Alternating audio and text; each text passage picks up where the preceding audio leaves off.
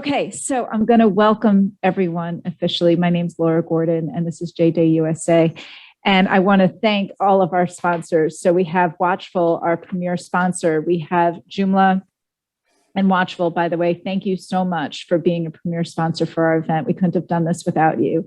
And then our platinum sponsors, we have Joomla, OS Training, and Rockin, and Component. I just forgot the name of it. Component Labs. I just forgot the name. I'm going to put it back up for you. I have too much going on here. So thank you. Thank you to our sponsors. And thank you to our speakers, because this is our closing. I wanted to send a shout out. Just so you guys know, these speakers work their tails off to make sure they would be able to give you a conference that was well worth your time, your money, and more importantly, your time. Our time is really limited. So our speakers are amazing. And the volunteers that help put this together, this was not done by me. This was done by a team. So thank you to everyone that put in your blood, sweat, and tears for this for the past several months. I appreciate every one of you. And now, with no more further ado, I want to just introduce Stewart. So Stewart Rogers is a journalist, analyst, public speaker, author, startup founder, musician, and digital nomad, which was actually, the nomads was brought up in Brian Tieman's discussion earlier, so it's kind of funny. He is currently editor-at-large at Data Economy, an AI and data science publication, managing editor at Grit Daily, a startup news publication, and is running 2 stealth mode startups that will launch later this year. You can find out more and follow him on social media at stewartrogers.me, so feel free to reach out to him. Plus, if you have any questions during his session, feel free to put it in the chat, and we can see if there's time, he could possibly answer some questions when this is complete. So feel free to enter it in the chat. And with that, I give the stage over to Stewart. So thank you so much. Excellent. Well, thank you so much, Laura. And thank you to Joe and to everybody on the team, everybody at JoomlaDay for having me. It's amazing to be here. If it looks a little bit dark around me, that's because I'm coming to you live from Berlin, where it's currently 10:17 p.m. So, a nice evening session for me. But it's wonderful to be here. I hope you've been having an amazing conference. I would like to talk about the role of artificial intelligence and what it might mean for what you are doing right now, for all the things that you're learning over the course of this conference. What is the future? What does the future look like now that artificial intelligence is with us and actually, keeping up with the promises that we've been trying to get it to make for approximately, 30 years plus. I don't want to age myself too much, but I actually wrote my first artificial intelligence application when I was the tender age of 11 years old. It was not very complex, as you can imagine, back then. And we have come an awful long way. In fact, we've come so far that the very smartphone that I am using to join the conference today is the world's first smartphone with a TensorFlow AI chip running it instead of something from Snapdragon or Apple. So I'm coming to you live on a Google Pixel 6 Pro. It uses the TensorFlow AI chip to run the phone. That's how far we've come. We're actually using AI chips in phones now. It's kind of crazy. But artificial intelligence, it's obviously a buzzword. People love to use it, especially startup founders who love to use it even when they're not doing AI, because you mention AI to a venture capitalist and all of a sudden they put an extra 10 million on the seed round. But artificial intelligence is already changing everything in our lives. It's already doing that. You know the score. I'm sure you've heard all of these examples before. It's telling you what to watch next when you are looking at Netflix. Netflix is working out using a little bit of machine learning, a little bit of AI, what recommendations to feed you. Spotify's doing the same to make sure that it's giving you music that you're most likely going to want to listen to. Of course, all these people are doing that. Amazon, finding recommended products for you because they want you to buy more. They want you to listen more. They want you to watch more. They want you to spend more. Artificial intelligence is doing all sorts of wonderful things when it comes to, how we're moving people around. AI is already starting to solve the problem of congestion and traffic. It's already starting to be developed so that we can take all of that data that we've actually had for many, many, many years, and all those sensors that have been sitting on bridges and on overhanging signs that work out, what speed everybody's going and what delays there might be.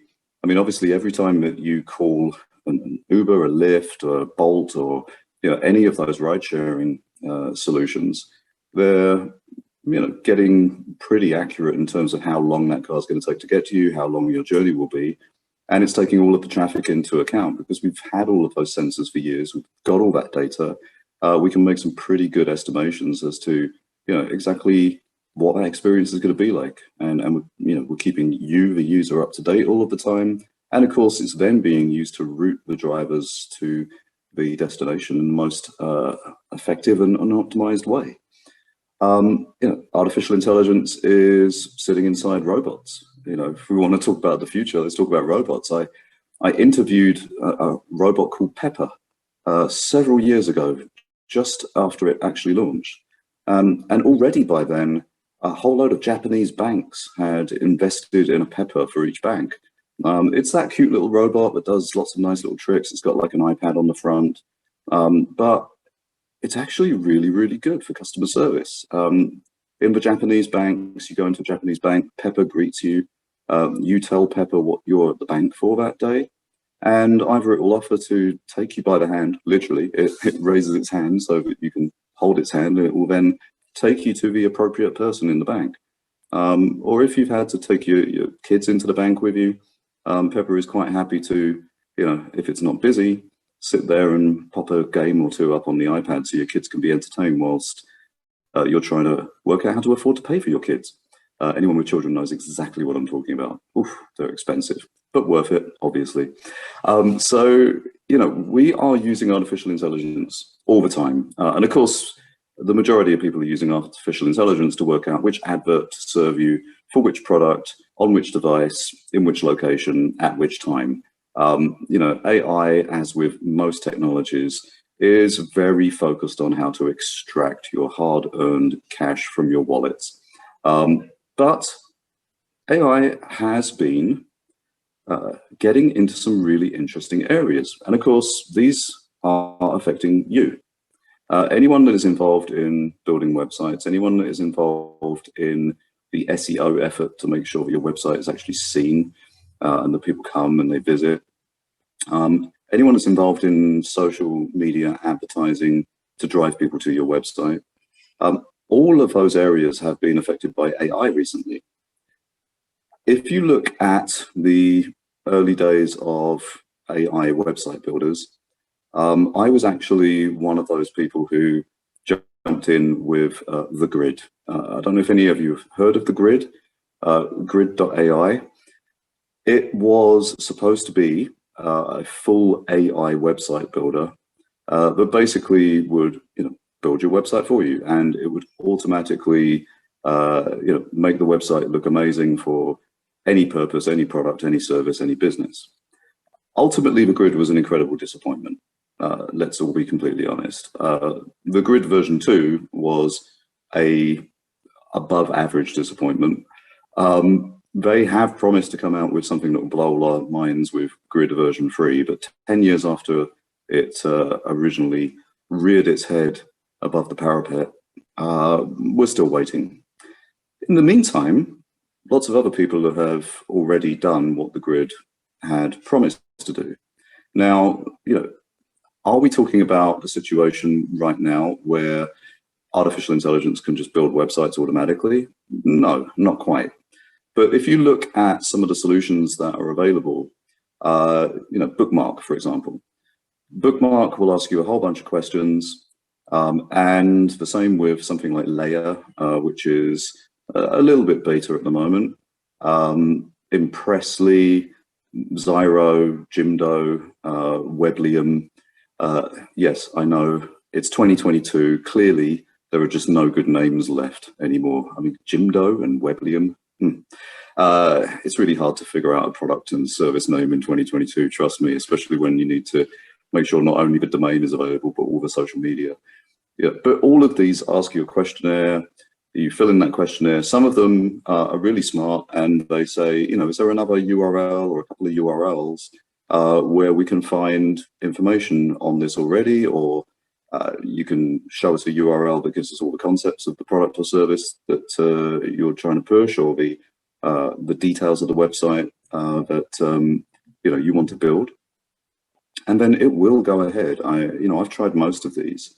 Some of them take approximately 30 seconds. Some of the more complex ones take about 5 minutes. They're not going to build, obviously, something that looks as incredible and beautiful as a very well-considered, human-designed website. But when I was running the research arm of VentureBeat, I was writing the State of Marketing Technology report every quarter. And one of the things that I did when I first started that, the very first State of Marketing Technology report, which was, I think, somewhere in the region of 11,000 words long, I looked at what is the actual current state of marketing technology? How many companies are using marketing technology? I worked with a good friend of mine, and we did some really, really thorough website scraping. We took all of the solutions that we possibly could. And, you know, I know you will have seen this. If you're trying to implement something like MailChimp will say, here's a bit of JScript, you stick it in the head, or just before head, and then bam, it's implemented. Fortunately, all of those, scripts are very standard. What we did is we scraped millions upon millions upon millions of US websites looking for the scripts so that we could determine how many websites are actually using any of the, at the time, we looked at, I think, about 3,000 different marketing technology products. And then we did some, surveys, and whenever we were doing research at VentureBeat, we always did qualitative and quantitative. And what we found was really interesting. When you took the results from millions of websites, thousands of studies, questionnaires and surveys, and then scaled that up to all of the businesses in the United States of America, it turned out that around 9% of US businesses use any kind of marketing technology at all. Only 9%. Yeah, of course, they may have a website, but your average mom and pop shop or your average small business simply doesn't use any marketing technology at all. If they do have any kind of idea of marketing, they certainly most likely won't have a marketing person. And if they're going to do any kind of organization at all, it's probably on an Excel sheet or a Google sheet, or maybe some Post-it notes, or maybe a year planner on the wall. Or maybe all they're doing for marketing is, printing out some brochures and posting them around the local area. It turns out not very many companies actually use any kind of marketing technology. And, that's interesting, but at the same time, everybody needs to have a website. We understand that. Gartner research said that if you didn't have a website by the year 2000, your company wasn't going to survive. And it's 2022, so everybody should have a website. So most of these people, they need to know, need to have a website. They know they need to have a website, but they're looking around and they realize that, if they want a professional website, it's going to cost them a lot of money. So then they look at these builders, and these builders have a massive market opportunity available to them. These are small businesses that know they have to have a website in order to just be relevant in this, this age. They're not going to be able to afford to spend thousands on a professionally designed one. So they're going to use these tools. And most of these tools that I've mentioned, and if you look at Wix is, of course, one of the major website builders. Strikingly is another great one. You've heard all of these names. Wix have just recently launched ADI, which is their sort of AI design solution. It's, it's not the world's best AI design solution. The ones I mentioned already are probably going to do a better job, but Wix has huge market share and they're going to improve that over time. So, eventually we'll get to the point with AI, because this is how AI works, where you won't even have to fill out a questionnaire to tell it what website to build you. You will simply log in using something like a Google login, Facebook login, or something like that.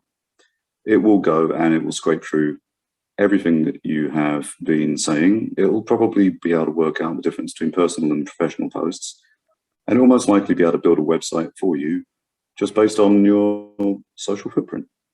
Why not?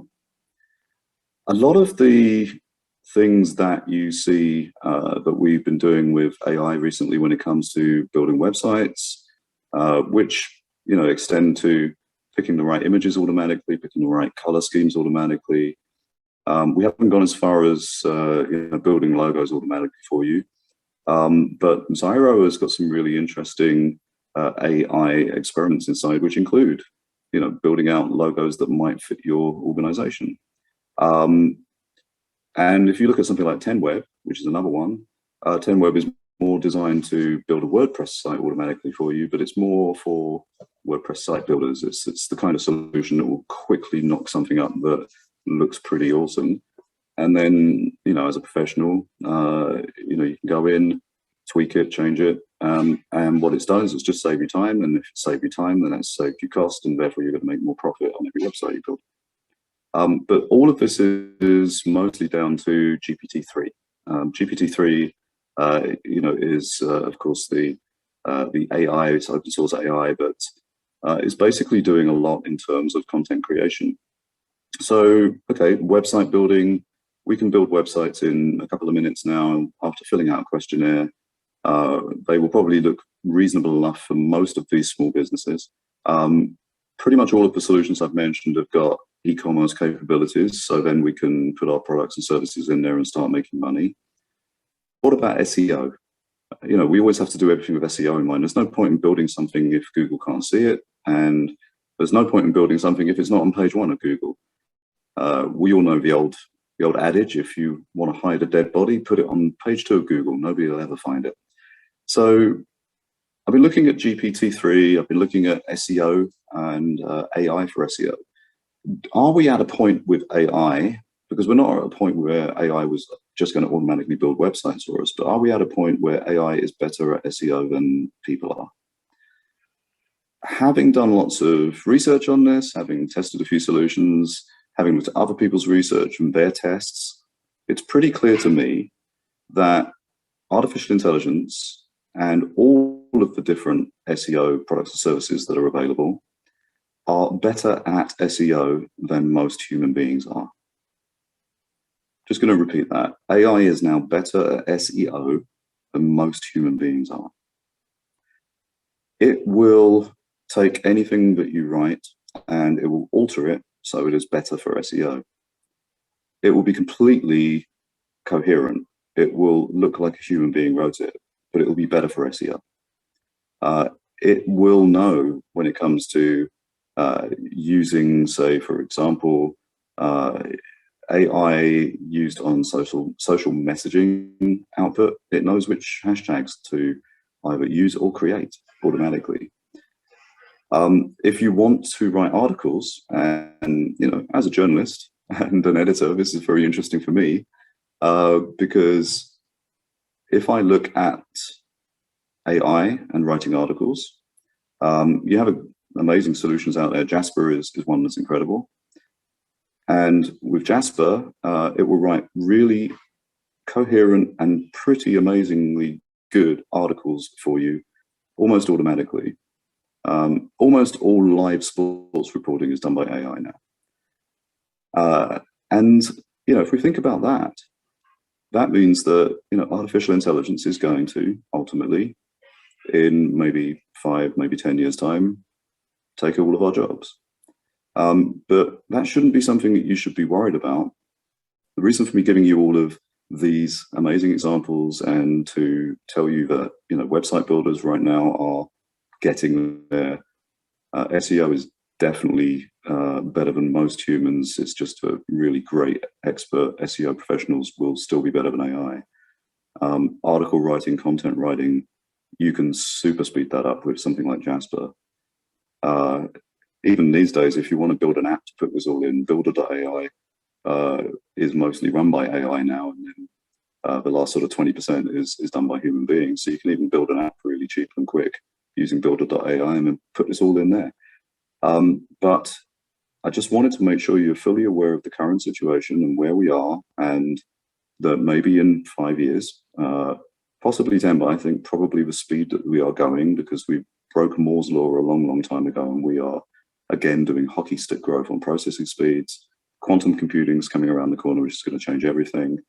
But you need to be thinking about how you can take all of those incredible skills, that amazing knowledge you have, all the things that you do so well, and how you can apply that to what's coming next, or how you can use them to do what you're doing now much, much, much faster, so that you can service more customers in less time and make more money.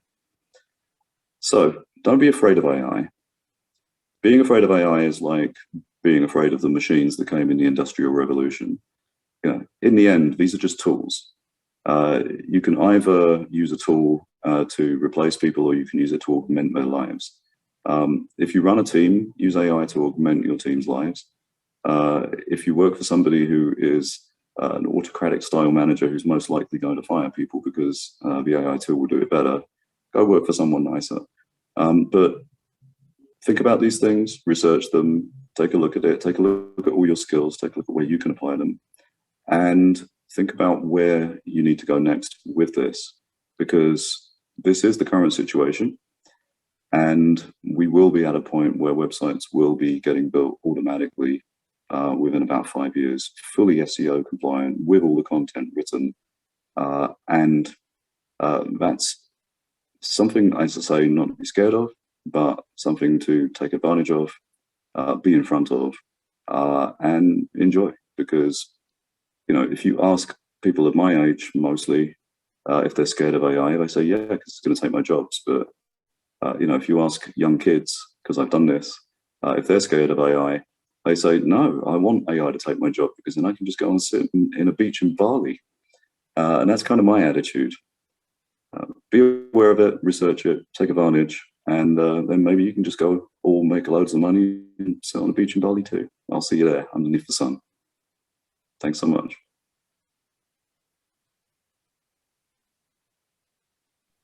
Thank you. Thank you very much. And I have some really great questions. So the key here, people, is not to be afraid of it, but to work with it. So Nicola asked, what do you think on how AI can help building content just with voice speech recognition, something like HAL 9000? Could you answer that? Absolutely. You know, in fact, this phone that I'm coming to you live from, you know, Google obviously have the jump on everybody when it comes to you know, voice to text. This phone that I've got right now, yeah, I can swipe on the keyboard to write messages, but it has become so incredibly good. If I just hit the microphone button and start talking, it even puts all the punctuation automatically in all the right places. And it's remarkably accurate. I hardly ever have to correct anything. If you were to take that or any of the other voice to text solutions, and then you pop it into something like Jasper, or use Jasper's API, then Jasper can augment that content or change the context, and you have very quickly got, you know, a great piece of content.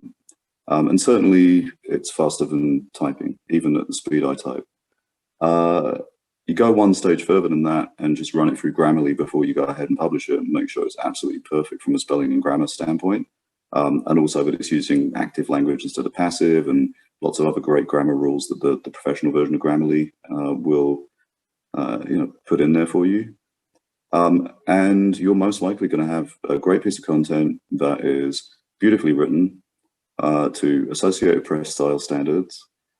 And most likely it's going to be great for Google as well, because you know, all the old SEO tricks don't really need to be used anymore. And as long as you write great original content that is in depth, Google pays attention to it.